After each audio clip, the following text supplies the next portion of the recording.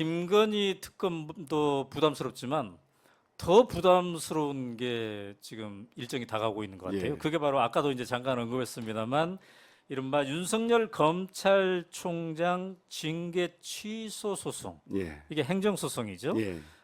이게 지금 진행되고 있는데 우리가 다 알다시피 1심에서는 윤석열 대통령이 패소를 한 거죠. 예. 징계가 적당했다.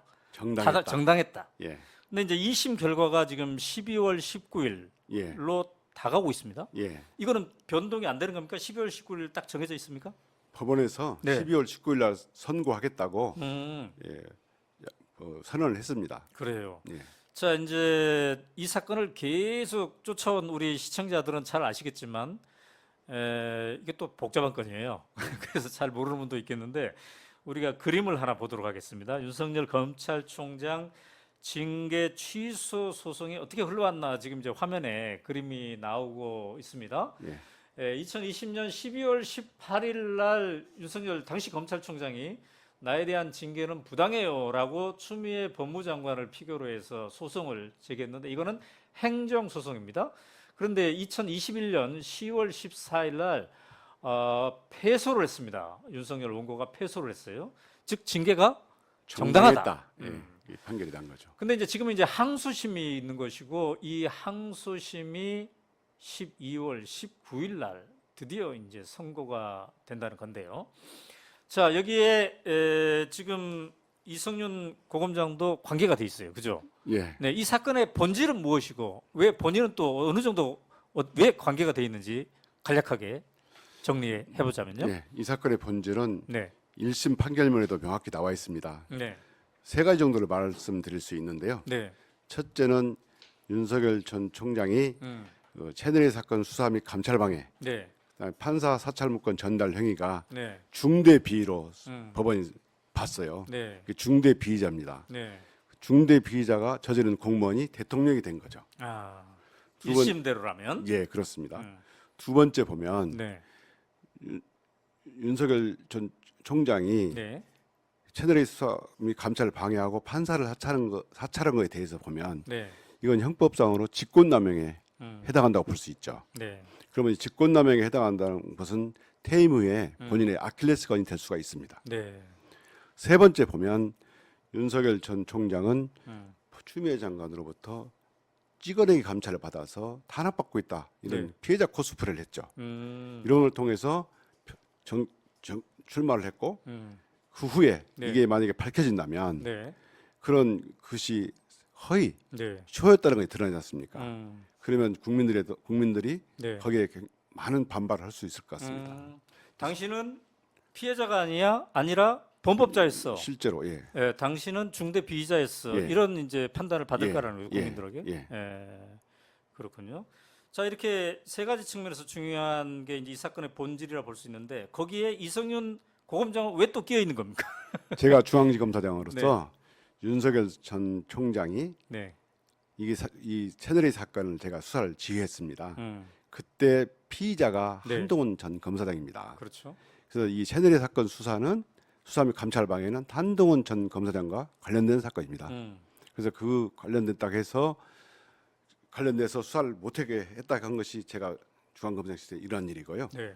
그 후에 1심 재판 과정에서 네. 정부가 바뀌었고 음.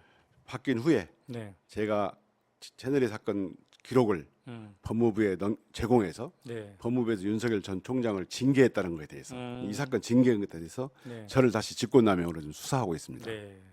그래서 저는 사건 수사도 지휘했고 다시 자료를 법무부에 제공했다 해서 다시 네. 수사도 받고 이런 셈입니다. 아, 그렇군요. 그러니까 뭐 그 이른바 윤석열 검찰총장이 징계되는 과정에서 윤 총장에게 불리할 만한 자료들을 주고 또 수사 과정에서도 그렇게 했다. 그래서 이제 미움이 좀 받고 있는 거네요. 불리하다기보다는 네. 법무부에서 감찰 업무 규정이라는 게 있습니다. 감찰 네. 규정이 있는데 네. 이 규정에서 채널A 사건 기록을 주세요라고 장관이 요구하면 네. 정당한 이유가 없는 한 중앙검사장은 이에 응할 의무가 있습니다. 그래야죠. 저희가 불리하고 유리하고 이런 걸 떠나서 법무부 장관이 요구하면 저희가 줄 법령상 의무가 있는 거죠. 네, 네, 네. 이 의무 행위를 한 것이 직권남용이라고 지금 그래요. 수사하고 있는 거죠. 근데 이제 이 사안이 한동훈 법무장관 쪽의 입장에서 보면은 예, 한동훈 장관도 지금 함께 세트로 연관이 돼 있어요. 그렇습니다. 왜냐하면은 채널 A 사건 같은 경우가 예, 한동훈 장관이 직접 연관되어 있다고 지금 얘기가 되었던 거잖아요. 그렇습니다. 예. 그런데 그분이 지금 법무장관이란 말이죠. 예. 다시 아까 그 그림을 다시 한번 보겠습니다. 이제 법무장관이 쭉 이동을 했어요. 변화가 있는데 처음 소송 제기 때는 추미애 법무장관이다가 1심 때는 박범계, 예. 그다음에 지금은 한동훈 법무장관이에요. 예. 그래서 한동훈 법무장관이 이 패소할 결심을 하고 있는 게 아니냐, 예. 뭐 이런 얘기까지 이제 나오고 있는 건데, 자, 이 항소심 결과가 주목되는 것은 만약에 윤석열 총장에 대한 징계가 타당했다, 예. 적당했다, 정당했다, 그러면 윤석열 대통령만 상처를 받는 게 아니라 타격을 받는 게 아니라 한동훈 장관까지도 타격을 받는 그런 맞습니다. 거네요. 예. 자, 그러면 고검장님도 관여가 돼 있기 때문에 예. 1심 이후에 예. 이 사안이 어떻게 재판이 진행되고 있는가를 굉장히 누구보다도 자세히 지켜보셨겠네요. 예, 그렇습니다. 어, 제가 그 언론 보도 꾸준히 보고 또 방청을 한 언론인들이나 네. 이 시민단체 사람들한테 얘기도 많이 들었습니다. 그래요. 예. 그리고 이제 5개월 전에 이 인터뷰에 나와가지고는 예, 이 건이 윤석열 대통령의 아킬레스건이다 이런 예. 표현도 했어요. 맞습니다. 그래서 이제 더 주목을 하고 있을 텐데 예. 그때 아킬레스건이다 이렇게 표현한 이유는요?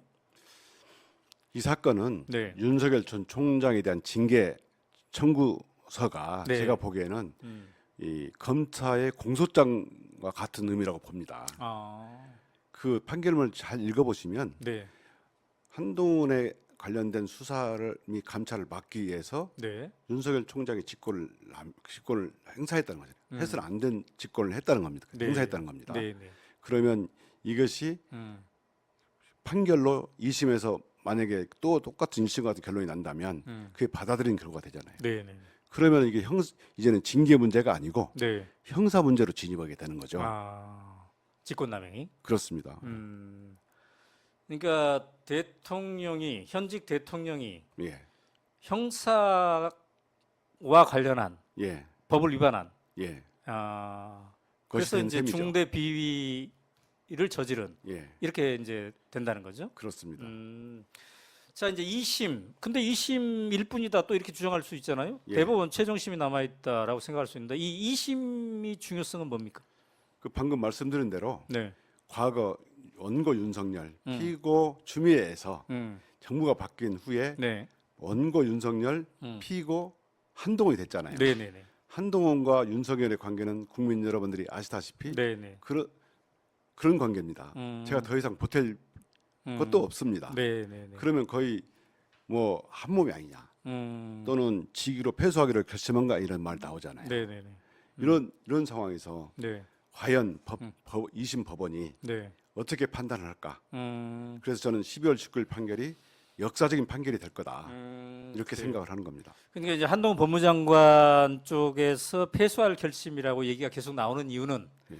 윤석열 총장에 대한 징계가 1심에서는 적법하다, 타당하다라고 예, 했는데 예, 한동훈 장관은 예, 타당하지 않다. 이제 윤석열 대통령의 편을 들어보고 싶은 거죠. 그래서 패소할 결심이라는 얘기가 나온 거죠. 근데 그럼에도 불구하고 그런 노력이 있을 법한데 예.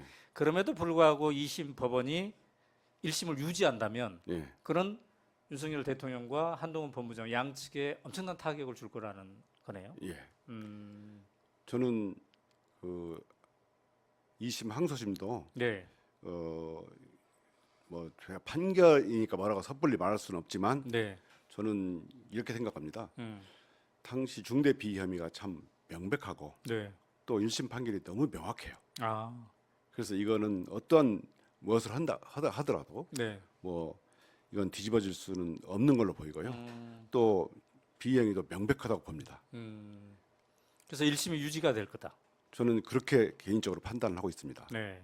1심 이후의 재판 진행 과정을 쭉 보았을 때에도 예, 큰 변수는 없었다. 없을 거라고 보는 이유가 네, 아까 제가 말씀드린 중대 비위가 명백하고 네. 또 1심 법원이 명확하게 판결을 했거든요.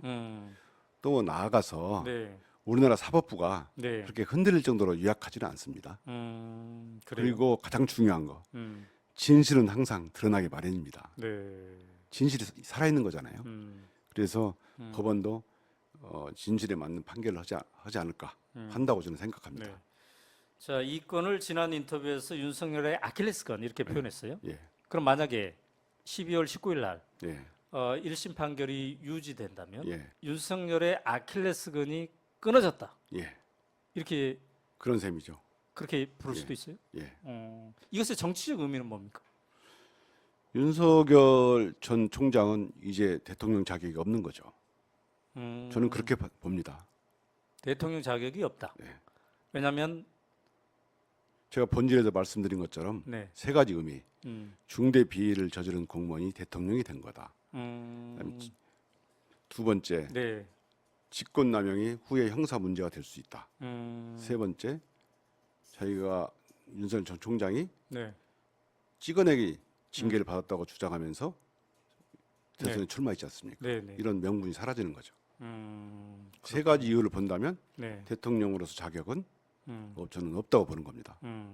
그래서 아킬레스건이 끊어졌다. 예, 이렇게 표현할 수도 있다. 예, 2심이 1심을 유지한다면. 예, 그런데 대통령, 현직 대통령은 이제 형사소추 대상이 아니지 않습니까? 아까 헌법상 그렇습니다. 헌법상 예. 그렇죠. 그래서 이제 그러면 대통령이 중대 비위를 저질렀구나 2심 결과 이렇게 된다면 이후 거기에 대한 뭐 수사나 조사나 이런 절차는 어떻게 되는 겁니까? 대통령은 헌법상 소출은 당하지 않는다 하더라도 음, 수사기관에서 수사를 할 수 있습니다. 네, 또 대통령이 임기가 끝나거나 네, 또 대통령이 아닐 때 음, 당연히 수사를 해서 기소할 수 있겠죠. 그래요. 공범들은 어떻게 됩니까?